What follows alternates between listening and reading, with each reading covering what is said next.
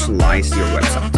And when you work with styling websites, you work with CSS. So I'm gonna head into this style.css file right here. There you yet again probably are frightened by all the scary code that is displayed here. But yet again, I'm going to say just accept it and don't worry about it. We are going to focus on the body here. And more specifically, you are simply going to change the names you can see inside these var statements. These words that have 2 dashes in front of them. They're not scary though. They're pretty logical actually.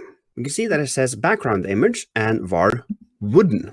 And indeed, the background is pretty wooden. So now what I want you to do is change this to something else, to a background that you prefer more. And to help you with that, you can just click on the slide and have a look at the options you can choose from. Here's var bubbles, var smoke, var night sky. You get the point.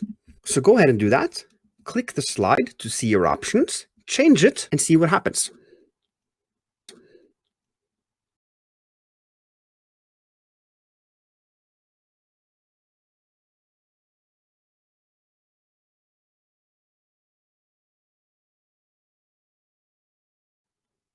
Okay, hopefully that worked out well. Personally, I think my vampire images suit better this forest background than suits this wooden background, so I'm going to choose that instead. I'm simply going to, instead of wooden, write forest, and boom, there we are. Starting to look pretty good.